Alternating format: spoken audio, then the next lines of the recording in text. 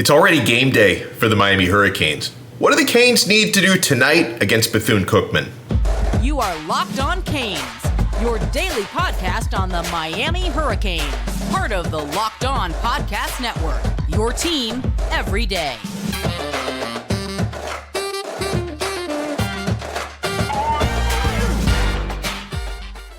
I am Alex Donno, your host, University of Miami alumnus, longtime South Florida sports radio vet, and contributor for allhurricanes.com. And thank you so much to the everydayers for making Locked On Canes your first listen. We are available free wherever you get your podcasts and available free on YouTube. Today's episode is brought to you by Jace Medical. Empower yourself when you purchase a Jace case, providing you with a personal supply of 5 antibiotics that treat 50-plus infections. Get yours today at jacemedical.com. That's Jase medical.com. So, folks, here are my objectives for the Miami Hurricanes coming off of that win against Texas A&M, going up against the Bethune Cookman Wildcats tonight. Keep in mind, the Hurricanes are 53-point favorites this evening. Those odds courtesy of FanDuel. So you're expected to win by more than 7 touchdowns this evening. My first objective, this goes for any game, but especially a game like this, do not get anyone injured, okay? Obviously, you suffered a handful of hopefully mostly minor injuries against Texas A&M last week. Obviously, that's going to happen. It's a dangerous game. You're going to have injuries in some bigger games like that. Let's try to get everyone through this one injury-free, please. That's my number one. Number two, do not let up. I don't care at certain points in the game, whether it's your first stringers in there, your second, third, or fourth teamers on the field. Do not let up. Keep the mental mistakes to a minimum. Keep the effort to a maximum. And guys, when you talk about, using young players and getting deep into the depth chart in a game like this, it's more than likely going to happen. Mario Cristobal was asked about it this week, and I thought he handled it well, the way any respectful football coach said, I'm not going to talk about getting, young players and second, third stringers in the game because that would be disrespectful to our opponent and disrespectful to football. Mario Cristobal doesn't have to say it. I will. I'm expecting a lot of guys deep on the roster to get playing time tonight. My third objective, and this gives Miami an opportunity to clean some things up for later in the year when you start hitting that conference schedule a little bit later on.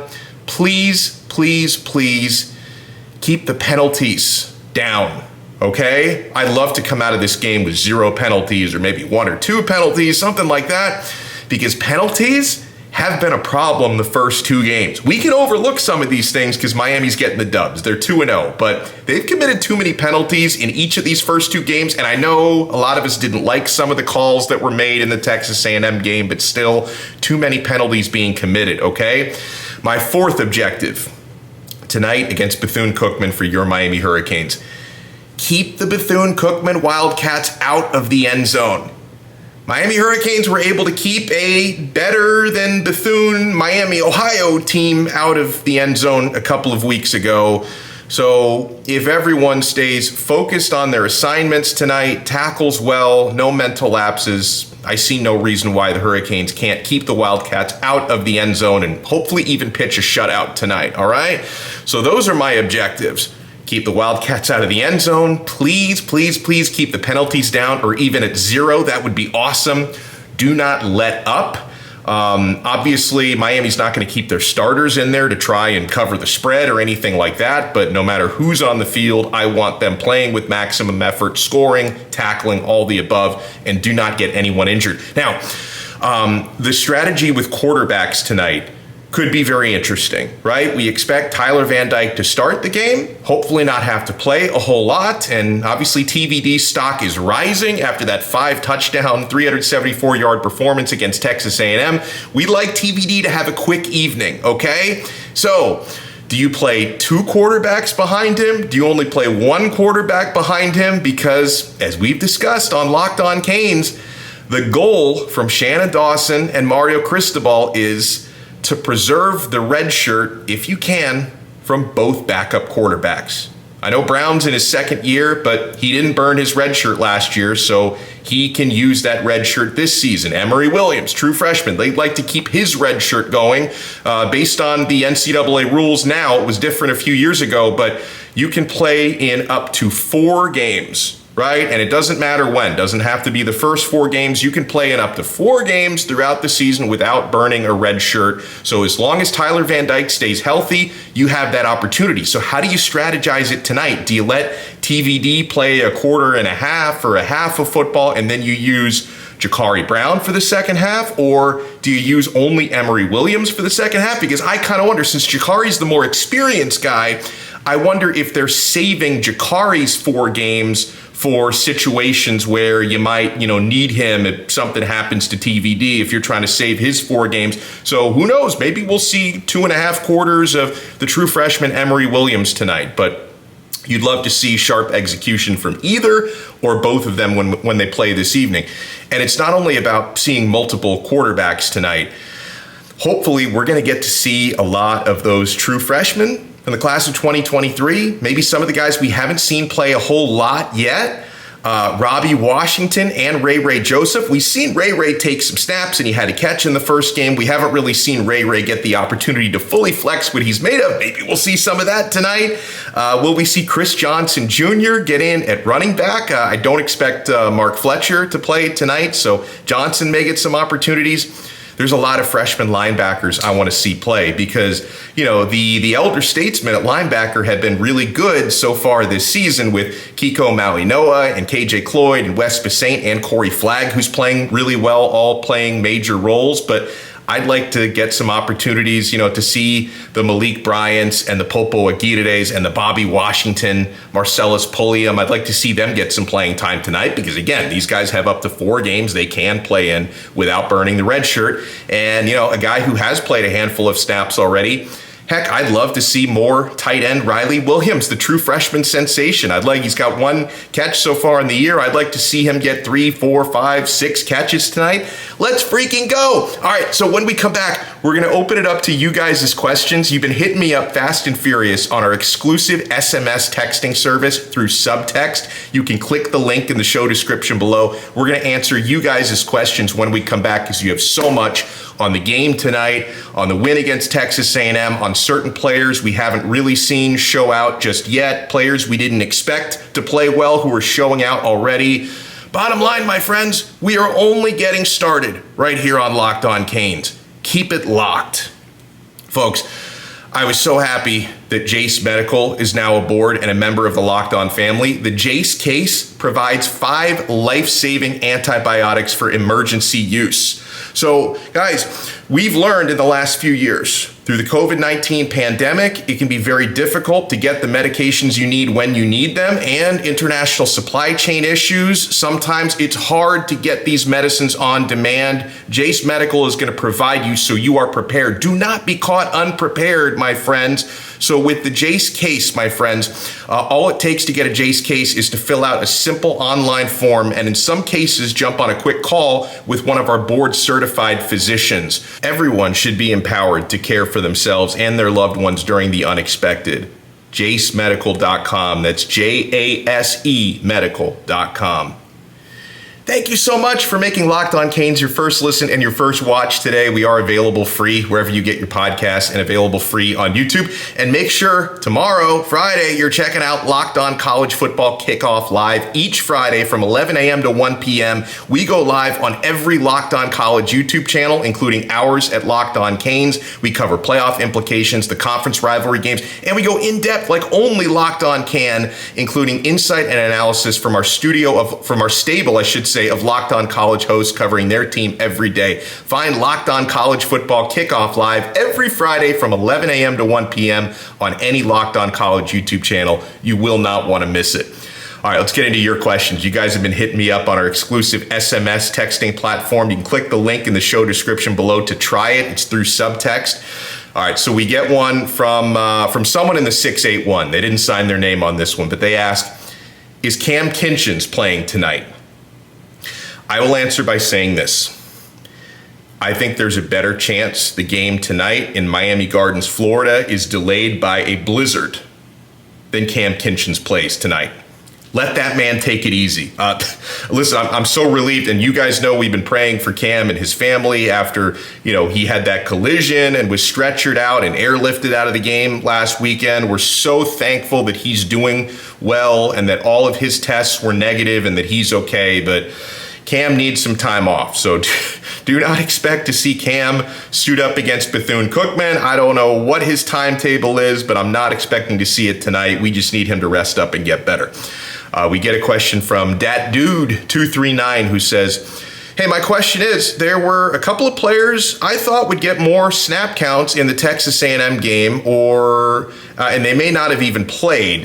He lists Tyler Harrell and Jaleel Skinner as examples of that. Are they lower on the depth chart, or was this not a good matchup for them? I would think Tyler Harrell would have gotten a lot of snaps because of his speed. And we got a similar question from LL Cool Matt, so I want to shout him out as well about just wondering what's going on with Jaleel Skinner, the tight end, why he's not getting on the field at all so far this season.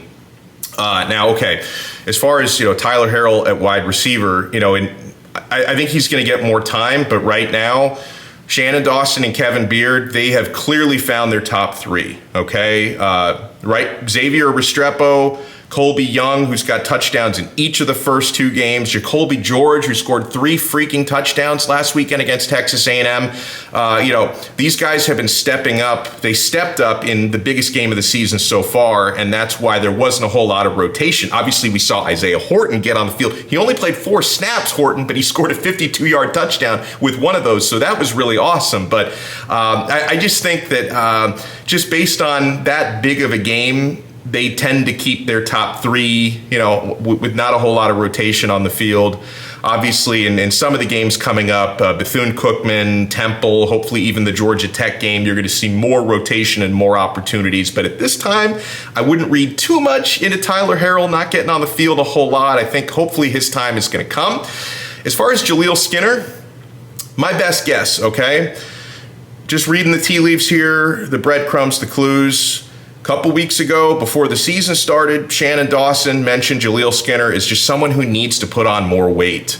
And Jaleel, I've talked to him multiple times, and I love Jaleel, and I want to see him get on the field and score touchdowns and all that. But he's mentioned, he's working on getting bigger, and he's working on becoming a better inline blocker. So my take right now is we are learning that in this Shannon Dawson offense, tight ends being able to block competently and confidently, that is non-negotiable, okay?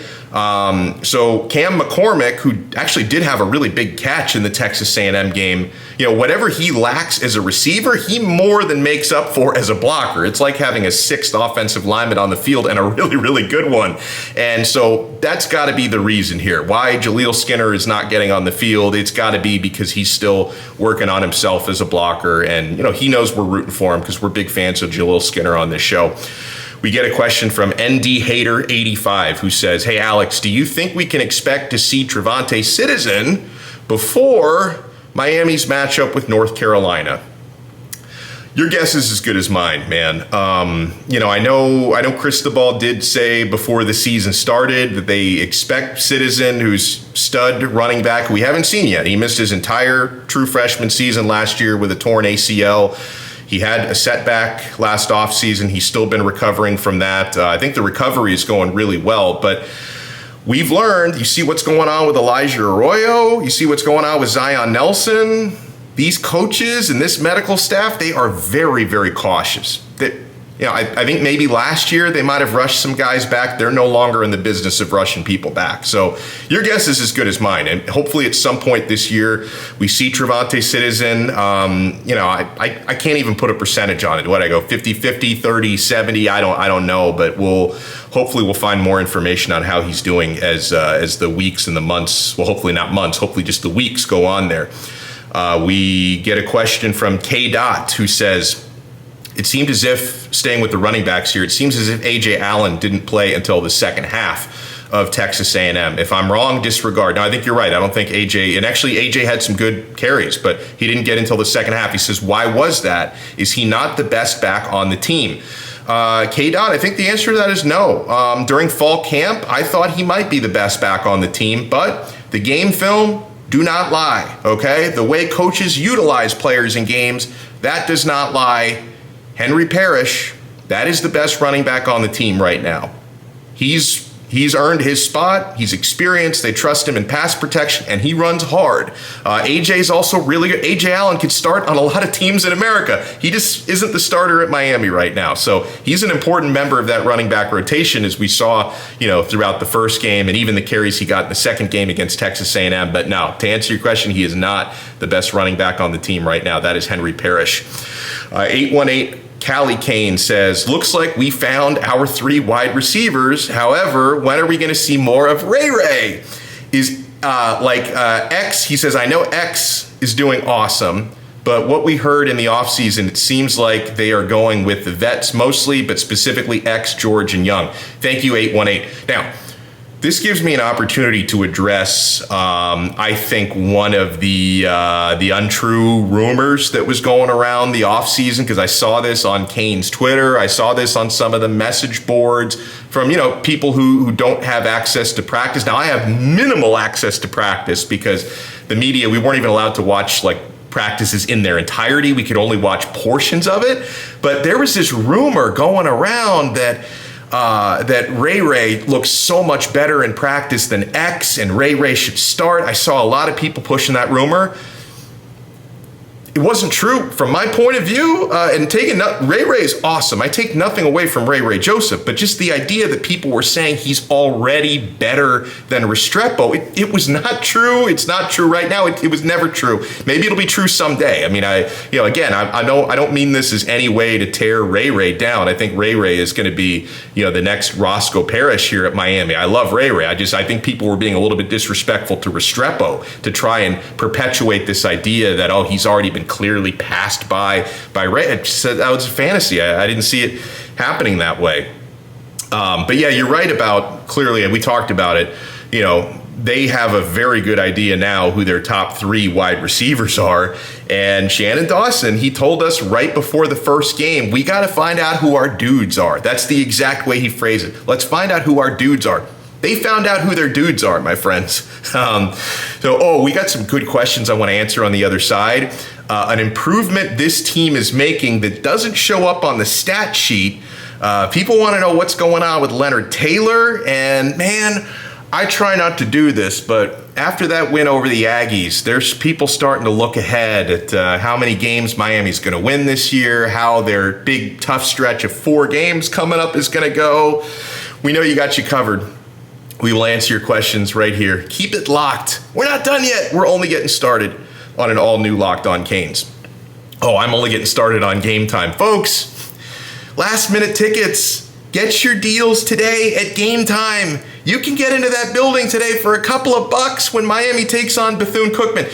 Buying last-minute tickets should not be a stressful process. It is at certain places. There's nothing stressful about that at Game Time, because at Game Time and on the Game Time app, you are always getting the best deal. Flash deals and last-minute tickets, and it's easy to find and buy tickets for every kind of event in your area, whether it's a sporting event, a concert, a comedy show. They've got you covered at Game Time. You can even see images of the seat views, like what you're going to be looking at from your section, so you know exactly what your vantage point is going to be. And let me tell you about the Game Time Guarantee. The Game Time Guarantee means you'll always get the best price at Game Time. If you find tickets in the same section and row for less, Game Time will credit you 110% of the difference. So you're always getting the best deal at Game Time. Download the Game Time app, create an account, and use code LOCKEDONCollege for $20 off your first purchase. Terms apply. Again, create an account and redeem code LOCKEDONCollege for $20 off. Download Game Time today. Last minute tickets, lowest prices, guaranteed. Thank you so much for making Locked On Canes your first listen. We're answering you guys' questions from our exclusive Subtext SMS community. Click the link in the show description below. You can ask me questions on there. I give you guys practice reports, breaking news, recruiting scoops. You can try it free for 14 days by clicking the link below. And if you like it, you can opt in for $4.99 a month. We give you a lot of extra added value on there. Let's see. We get one from Chalupa Batman, our good pal, who says, what is one improvement in this year's team that won't show up on the stat sheet. There's no stat for toughness, right? I think that's I was going to say size, but there are stats for size because you can check everybody's height and weight. But this team is just tougher. And are they mentally tougher? Are they physically tougher? Yes, all of the above. This team is showing toughness and perseverance that we certainly didn't see last year. And I think that's why it was so important. And obviously there are a lot of players on this year's team that were also on last year's team, but there's a lot of players who are on last year's teams that are no longer here. And I think we're understanding a little bit why. And there's also a lot of coaches that were here last year that are no longer here, and we're understanding why. So the toughness, physical and mental makeup of this team, that's something that is pretty impossible to quantify on the stat sheet because we've talked about it. Had they opened up any game last year the way they opened up that A&M game this year with blocked punt and a muffed punt and some of those untimely penalties, they would have gotten blown out. Like, that's Canes fans thought with the way when they were down 17-7 after that muffed punt. I'm getting tweets from people like, why should I even keep watching? We haven't changed at all. We're going to get Raul. We're going to get what's the word? We're going to get blown out. I was trying to come up with some creative way to say that, but no, it didn't play out that way because this team has toughness, and you cannot quantify that on a stat sheet. Andy says, "Hey, can you give us your opinion on Leonard Taylor?" Yeah, he's not had a big impact so far. I wonder if he's dealing with something health-wise. That's the first thing I wonder, because if he is, we're not going to know much about it because they keep injury situations very close to the vest. If you guys heard Mario's presser, I asked Mario, how are the guys who got injured against Texas A&M, how are they doing?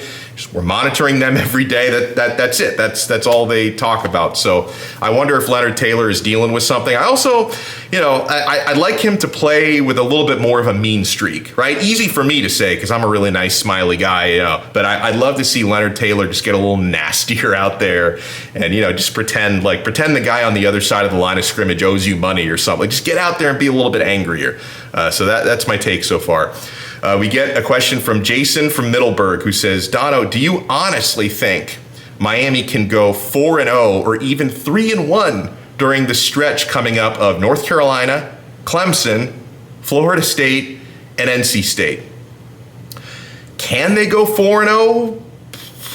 Yeah. Will they? Probably not. Obviously, Florida State looks like the toughest of those tough games out of those four. They're all going to be difficult games. Florida State looks like the toughest out of those. I know people are kind of like, they're looking at teams like, UNC, they didn't do that well against Appalachian State. Clemson lost to Duke week 1. People are saying, those teams stink now. That's early in the season. They've got talented players. And in the case of UNC, they've got, probably one of the 3 or 4 best quarterbacks in the entire country. By the time Miami faces them, they will have had time to work out some of their issues. Same thing with Clemson. However, Miami has impressed me more so far than all of those teams except Florida State, because what Florida State did to LSU was what Miami did to Texas A&M was really impressive. What Florida State did to LSU was arguably even more impressive. So yeah, Miami could go 3-1 or 4-0 during that stretch, but that's such a difficult 4-game stretch that I don't think anyone would be too shocked if they went 2-2. You'd be pretty happy if they went 3-1. If they go 4-0, we're starting to plan our national championship parade routes. I'm not going to get ahead of myself on that one, but yeah, I think they can, but it's going to be difficult. Okay. We get a question from Ricky D, who says, "After seeing the fight and determination our boys and coaches showed in the A&M game, don't you think that was only a taste of what we unleash on FS Who, given the rivalry?" You'd like to think so. And also, I hope every Miami player, whether it's guys who were here last year, even guys who weren't, right? I hope every Miami player remembers what it felt like when they embarrassed you in your building last year. And I hope you've been harboring that resentment and that bitterness and that anger for the past year. And then that manifests itself in just the same way I want Leonard Taylor to play. I want Miami's entire roster to play nasty, chip on a shoulder, mean streak in that game. Because to me, there's nothing more inexcusable than getting embarrassed in a rivalry game. And that's what happened to Miami at home last year. And I think Florida State's going to be ready to play. I don't expect Florida State to get embarrassed by anybody this year. But if Miami can play with a mean streak and match their intensity, then hopefully it's a different ballgame than it was last year. We get a question from Pat Mack, who says, hey, I watched the full game replay of the A&M game. Connor Wegman really impressed me. We beat the crap out of him, and he stood in there. It reminds me of what TVD went through last year. I believe in giving credit where it's due. And listen, I agree. I know that for the last couple of days, I've just pointed out how well Miami did against Connor Wegman, who was really hyped coming into that matchup. I'm not trying to say that I don't think Connor Wegman is good. I think he's very good. In fact, if I didn't think he was good, I wouldn't be giving proper credit to Miami for limiting Texas A&M's offense the way that they did. So I'm actually going to be watching Wegman and the Aggies pretty closely once they get into their SEC schedule, just to see how they do, because I think that kid's really good. And if he looks really good the rest of the year, that's only going to make Miami's defense look even better for, winning that game and getting 2 interceptions and playing against him and pressuring him the way that they did. So I appreciate that, Pat Mack. Give credit where credit is due. John says, hey, Donno, I have a question. Will Miami be able to pull off redshirting both Ja'Carri and Emery? As long as Tyler Van Dyke stays healthy, if he doesn't, all bets are off. But if TVD can start every game, I see no reason why you can't redshirt both of these guys. We get a question from Kane Cross the Alley, who says, can you break down for us who were the best or the next men up after the various D-line injuries on Saturday and how they fared compared to the starters? Well, it's tough to say how they were compared to the starters because in some cases the starters didn't play very much. But I'll tell you, Jared Harrison-Hunt, he looked like a starter. He ended up, because Branson Dean went down early, and JAH played 47 snaps in the game and was really productive. I thought that was a great game from Jared Harrison-Hunt, who's usually been a second-teamer. He showed you he's capable of being, a first-teamer at Miami in a lot of different places. Ahmad Moten also stepped up and played a lot, 25 snaps for the second-year player. That's well above his average. Thomas Gore, the transfer from Georgia State, played 17 snaps. Jake Lichtenstein, who's, the veteran, was he a fifth, sixth-year senior? He came on and played 13 snaps. So that was the big breakdown. And overall, I said it a couple times this week, I was super impressed with the fact that, you lost 2 of your most important defense. And you also lost Nigel Lee Kelly for a big stretch as well. So for long stretches of the game, you were playing without 3 of your 4 starting defensive linemen. Let me also mention Ruben Bain as well, who played quite a bit and played very well. I think Bain got, how many snaps? Like 14, 15 snaps. I didn't write his snap count down, but he was in there as well. The next man up mentality was on full display. And for a lot of us out there who were, really criticizing Miami's defensive line depth, these guys are making us eat that crow. And I enjoy it. I like a little salt and pepper on there, a little olive oil. I like the taste of crow. I'm fine eating it if it means I was wrong about something that makes Miami look good. All right, my friends, huge shout out. Thank you. Let's go Canes tonight. Miami Hurricanes against Bethune Cookman Wildcats. Thank you for bearing with me as I'm in a hotel today for this episode, but I wanted to bring you some content, and we will talk to you again next time on another episode of Locked On Canes, part of the awesome Locked On Podcast Network. Your team every day.